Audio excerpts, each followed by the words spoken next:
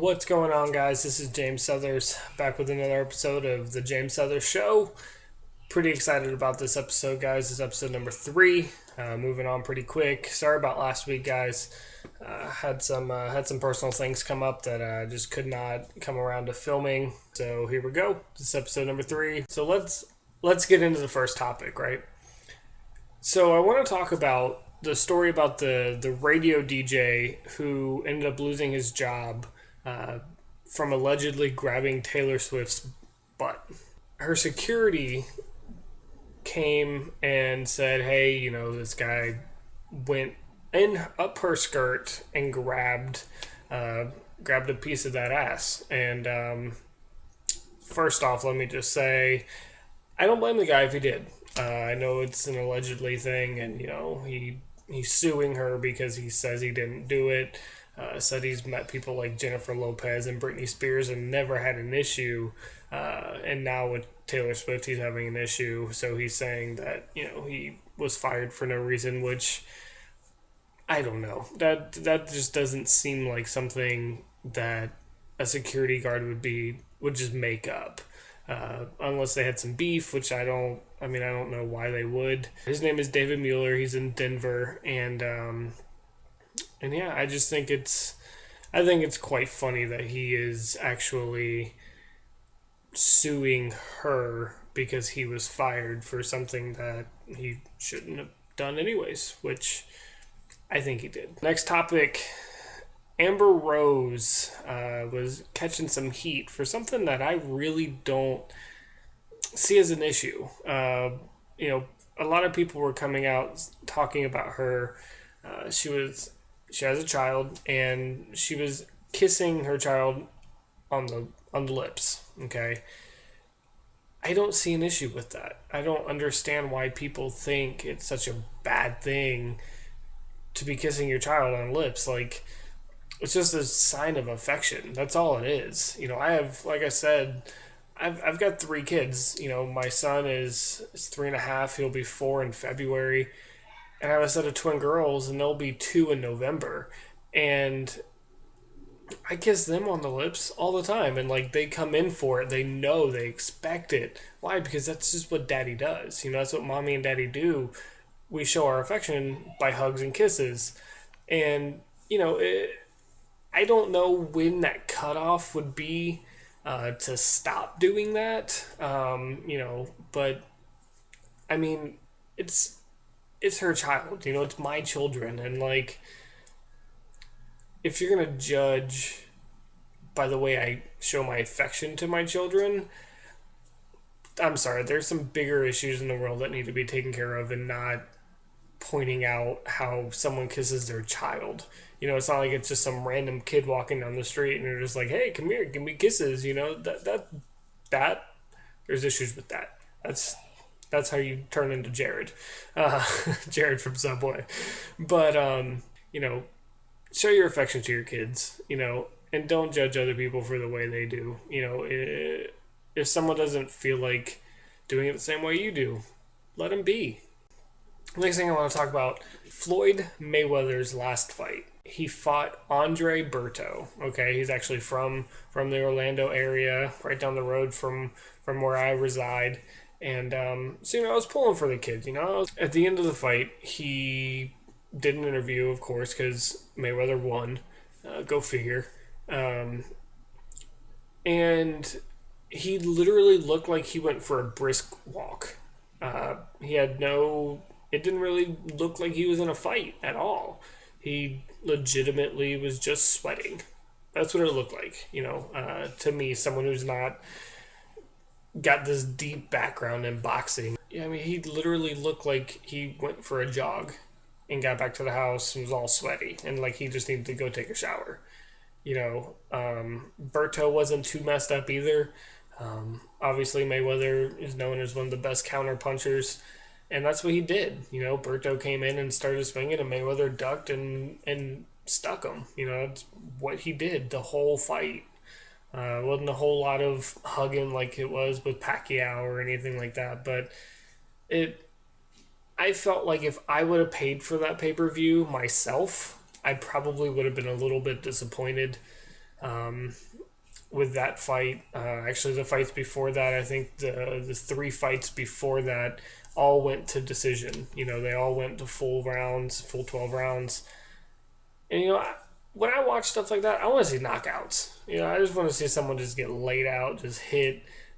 So, kind of staying along that same topic, uh, the MMA, okay, UFC, they suspended a fighter named Nick Diaz. Okay, he was suspended for 5 years, which, once again, I don't know a whole lot, but I looked into it a little bit more, and he's been banned for 5 years, which in that world probably end his career. He's in his 30s, he's in his early 30s, and those types of fighters, they don't have huge lifespans. They're not like NFL kickers where they can kick to the 45. Because they don't get they don't have as much physical interaction as much as the other players.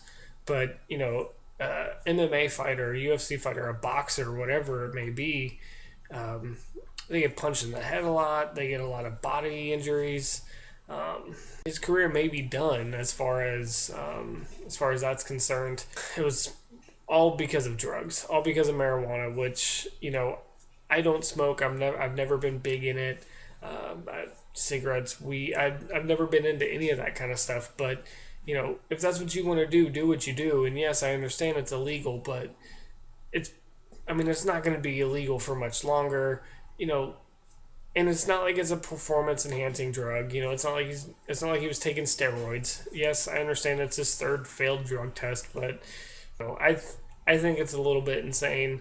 I know some of my friends who used to fight, do boxing and things like that. They said that the weed will actually help them kind of recuperate and get through the pain and things like that of your day to day sparring and after you're fighting and things like that. That it just helps. And if that's the case, let him smoke. Toke one up with him. Just let the man do what he needs to do so that he can keep performing. So that both of you can make money. Because obviously the UFC makes money when he fights, and obviously he makes money when he fights. So let it be mutual. Let him smoke some dope, and let him go fight. I don't know. I think it's ridiculous, especially 5 years. I know one person backs me up, and her name is Ronda Rousey. She came out with a very nice press conference speech talking about why she thought it was ridiculous. And if you haven't heard that, check it out. I'm sure you can just Google, Ronda Rousey talking about Nick Diaz, and you should find it. But she basically was just saying the same things I was just saying. Is it's not helping his performance. It's not making him get to a point where he can hurt someone. As far as like with the performance enhancing drugs, steroids or anything like that, is not making him stronger to the point that he can hurt someone more or gives him an advantage on beating somebody. No, he's just high. Whatever. I know people say that they can focus better and they can see more and that kind of stuff, but it is what it is. Let the man smoke. Let the man fight. Just lift the ban, get rid of that stupid rule, just let him do what he wants to do, and let's move on. Okay?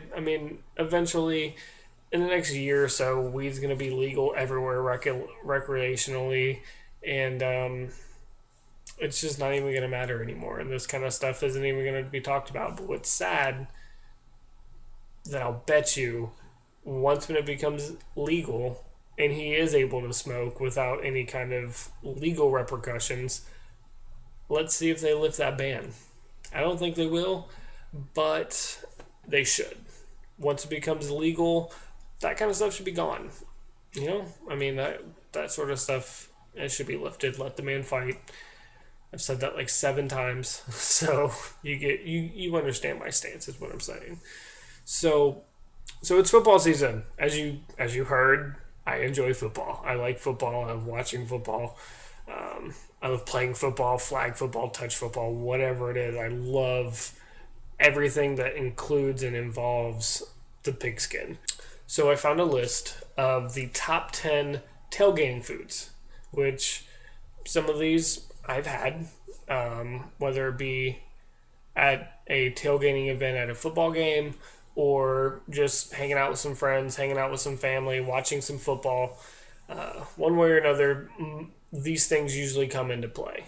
So let's start at number 10, work our way up. I don't know if these are in any particular order, like a top 10 or anything like that. The one I want to start off with is coleslaw slash potato salad, which, if you're going to do something like that, those two don't really go. Like, they're not very similar. So I thought that was funny that those two were grouped together. But, if that was going to be the case, just put sides, So macaroni salad. Was macaroni salad not good enough? Is that like number 11, but you couldn't group it in? Like, what happened to macaroni salad? So you got coleslaw, potato salad. And then you got some ribs. Ribs are always good. Oh, man. Heard a tip once. They're not supposed to fall off the bone, because if they just melt off the bone and fall off the bone, that means they're overcooked. Yeah, go figure, right? I always thought it was a good thing when the meat just fell off the bones, but no, it means it was overcooked. So there you go. There's a tip for you. As long as it stays on the bone but comes off easily, you're good. Another one was chili, which chili is good, but hopefully you have other things, because chili just isn't. I don't see chili as a main course or anything like that. That's more of a side, if you ask me. Another one was pulled pork. That would go good with your chili. Some pulled pork sandwiches, some things like that. Steak. I like mine medium rare. Okay, thanks. And so that those are the good expensive tailgating parties. When you start whipping out some steaks. You got chicken wings, which that goes good with any kind of sporting event, any kind of get together, anything. Just put some chicken wings in it, we're good to go, right? And you got some nachos with chicken or just cheese and chili and jalapenos and just whatever you want. Just nachos. Nachos are always good. I'll just drink the cheese. Just keep the chips, and I'll take the cheese and all of the other things. That's what everybody likes anyways. The chips are just kind of there as a almost as a transporter to from plate to mouth. It just makes it a little easier and cleaner. That's my theory. That's my hypothesis on that. You got sausages. You got smoked sausages and Polish sausages and those kind of things. Had some German sausages. They're like white. They're really good. They got a nice flavor to them and all that. But sausages. And then not to be confused with their cousin, the hot dog. Obviously, hot dogs are very popular with all kind of sporting events. Baseball. When you go to a baseball game, you have to have a hot dog, even though they cost like $6. But it just kind of comes with the territory. You have to have a hot dog when you go to a pro game. Any kind of game really. You just have to have a hot dog. It's almost in the code of the game, in my opinion. Last but not least, the hamburger. My personal favorite. I will devour some hamburgers. I like hamburgers over hot dogs, but I'm not going to be picky. I'm not going to be mad at you if you just have hot dogs, because I'll eat those too. But the next thing that I want to talk about is kind of related to sports. It's a book, a very controversial book out there called Abused by the New York Yankees. It's written by a guy named Paul Priore. He was an assistant equipment manager for them back in 95 and 96. He worked with basically anything equipment. He helped them with their jerseys, helped them with their lockers, helped them with their towels, Gatorade, whatever it is, he helped them. And but Paul wrote a book, which in this book, he talks about some stuff about how he believes that he was fired from them because he was gay. And he believed that the Yankees got rid of him and fired him because of the fact that he was gay. I know that he has some issues going on health wise and things like that, so it may be because he's got nothing else to lose, so he's just putting everything he's got out there, and that's perfectly fine. Do what you do. But the thing that's controversial about it, that it's got a lot of people fired up about it, really wanting to talk about it, is He says that he walked in on a young Derek Jeter and Jorge Posada in the hot tub doing some gay things with each other. I mean, they haven't come out and said anything against it. I don't know if it's one of those things that they're just brushing aside and saying, yeah, whatever, no one believes them anyways, which that's what I would think. That's what I would do. Is just say whatever, let it go, let it slide, let it fly by, whatever. But, then a little bit later, he talks about them going to a concert together, which why would two superstars, two great players, bring the assistant equipment manager with them to a concert, a Mariah Carey concert at that? Which, nothing against Mariah, just why would three dudes just be sitting in a car going to a Mariah Carey concert? That just doesn't make sense. It doesn't really add up. On the way there, he talks about how he did some oral favors for those two in the car at the same time to completion. He made sure that he he added that part in there, which, hey, maybe in his fantasy, maybe in his mind, that is what happened. Maybe it was just some people who he wished was Derek Jeter and Jorge Posada. I don't know. I listened to a couple of interviews that he did on the radio and things like that, and it sounds, when he gets questioned, it sounds like he's just reading the exact word for word from his book, which makes me think it didn't happen. Because if it did happen, it wouldn't be the same answer. There'd be different details, and it'd be into it, and it would just be different. But the fact that he says literally the exact same thing in word for word, verbatim, from his book, a little bit questionable on what he's really got to say there. Yeah, I believe none of that happened. So the next thing I want to talk about is really catching some heat, really catching some headlines. It's about a 14-year-old kid who is in engineering, and he built something. He built something really nice. And that nice thing was a clock. Seems very harmless, right? No, you're wrong. Because it just happened to look like a bomb. Happened to look like a little briefcase bomb.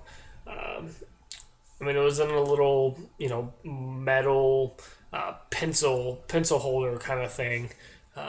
It seemed harmless, but it didn't look harmless. It looked like a bomb. The kid said he was very happy about it, very excited about it, really glad that he was able to create something like that. So he wanted to show it to his teacher. So he went, he showed it to his teacher, and the teacher himself even said, "It's really nice. It's really, really well done. But I probably wouldn't show that to anybody else." Okay, so he's going throughout his day. He's got it, whatever in his backpack, whatever, and it makes a noise in a class. And while he's in one of his classes, and the teacher was like, "Okay, well, what is that?"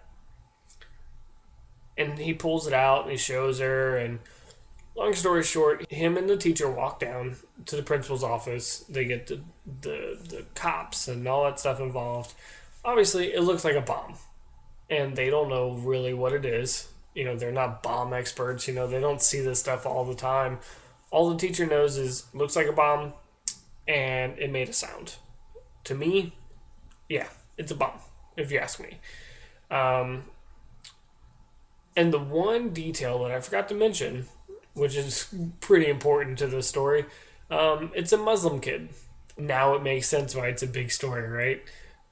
It's all about his race. They actually arrested the kid, put him in a holding cell for like 5 hours or something like that in a juvenile detention center.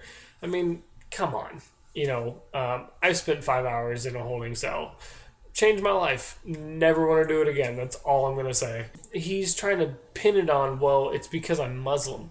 No, it's not because you're Muslim. If I were to do it as a Caucasian male when I was 14, they would have done the same thing. But, some things have really changed. There's been a lot of bombings, and there's been a lot of stuff like that It doesn't matter what the color of your skin, doesn't matter where you come from, doesn't matter what you believe in.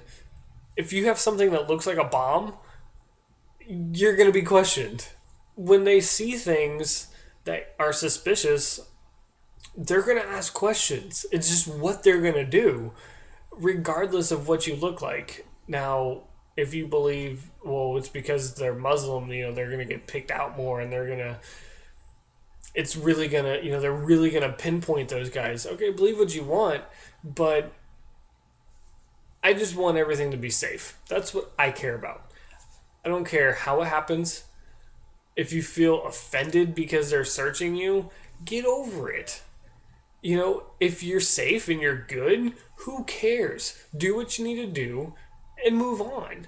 Everything that's going on with the police officers and things like that, you know what? Look, yes, are there some bad cops? Sure.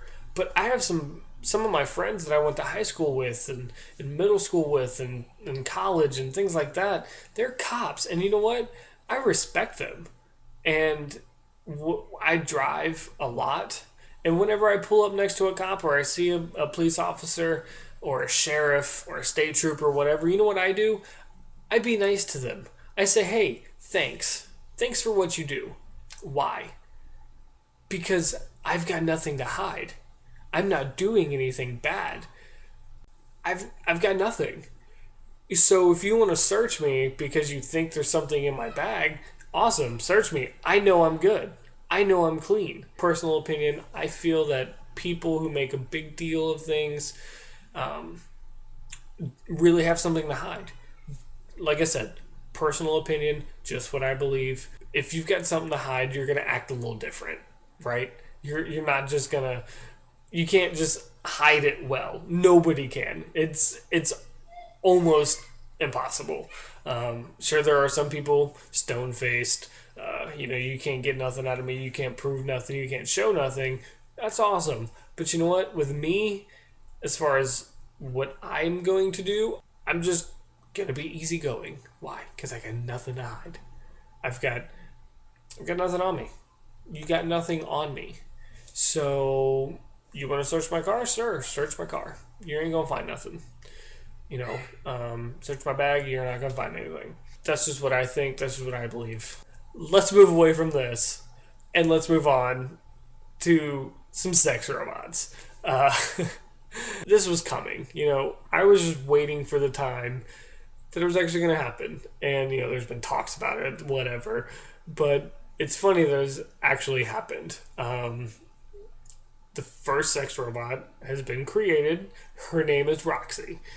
And her listing price is $7,000, which I think is a little low, honestly. She's supposed to have an AI where she can interact with you and she can be a companion. Okay, that's what their whole goal is to have a companion, not just a sex robot, a sex partner. But let's be real. It's going to be a guy that's going to buy it. Guys, we're dogs. We love sex, regardless of whether it's man, woman, or both. So of course that's what we're gonna use it for. We're gonna use it for sex. Which brought me to I'm always thinking, okay, I'm very entrepreneurial. I always look at things like that. I always look for things that are productive and can make me money. And sex robots is the next business idea that I came up with. Buy 10 of them, 15 of them, whatever.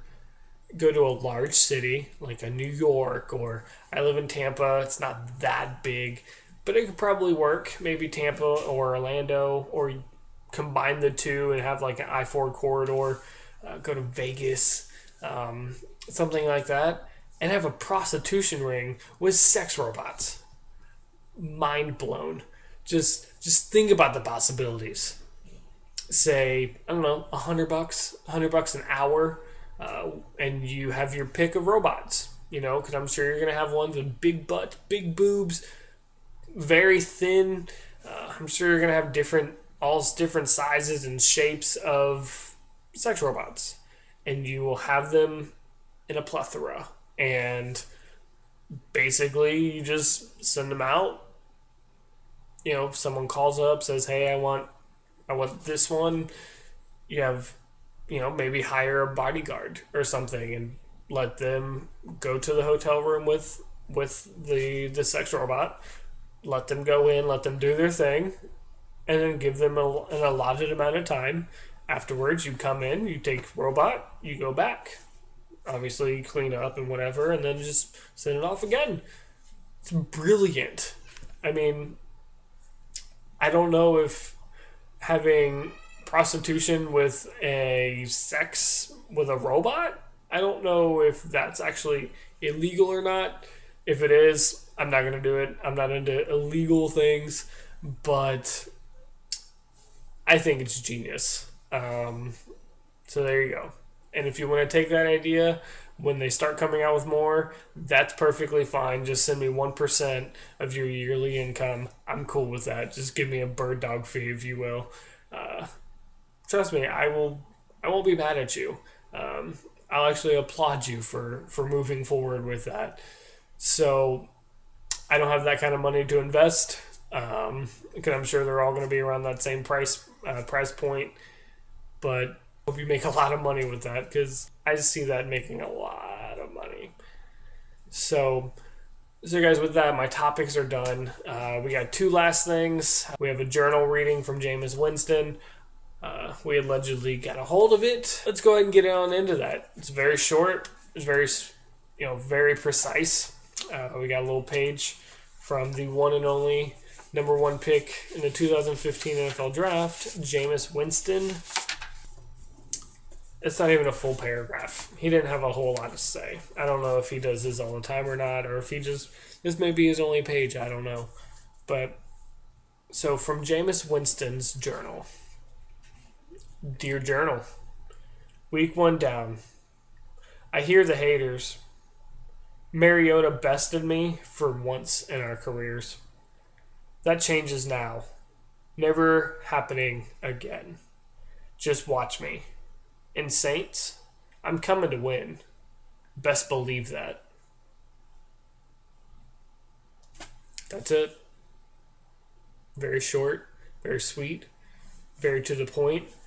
I don't know what's going to happen this Sunday when the Buccaneers take on the Saints in New Orleans, but I don't know.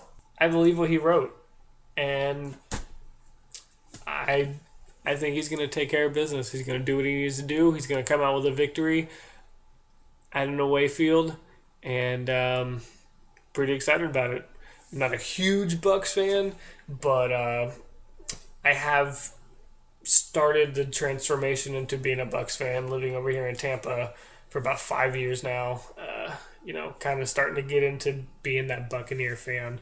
My main team is the Houston Texans. They didn't do any better last week.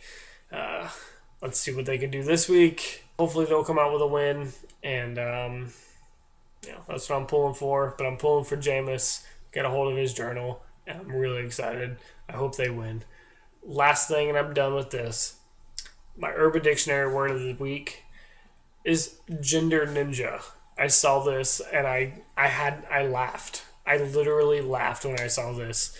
The definition's pretty funny, but just the name itself I thought was great. A gender ninja, which, I mean, I have a tattoo of a ninja, and I love ninjas. I think they're sweet. They're really, really cool. Really cool to me. But so anyways, a gender ninja is a person whose gender is indecipherable. So there you go. A gender ninja. Someone where you don't know, is it a boy, is it a girl? I don't know, it's a gender ninja. So there you go, guys. With that, this concludes episode number 3. Thank you guys for watching. Thank you guys for liking. Thank you guys for all the support that you guys have been giving. Really, really excited. Like I said, I'm working on some interviews now. I've started sending out some emails, started sending out some messages to some certain people that I know personally that I would like to reach out to and have an interview with, regardless of this. Just kind of get to know them, get to know their backstory, things like that. Some people that I watch on a pretty much daily basis. Really excited about that. Once again, guys, if you guys have anybody who would like me to interview, guys, leave them in the comments. You can follow me on Twitter. My Twitter handle is at JSouthersShow. That's JSOUTHERS show, SHOW. You can follow me there. You can send me some requests, send me some comments, send me some some feedback on my videos, things like that. And I'm open to everything. I listen to everything. I'll read everything. And guys, with that, I'm done. Hope you guys enjoyed. Stay tuned for next week. Episode number 4 is coming. See you guys.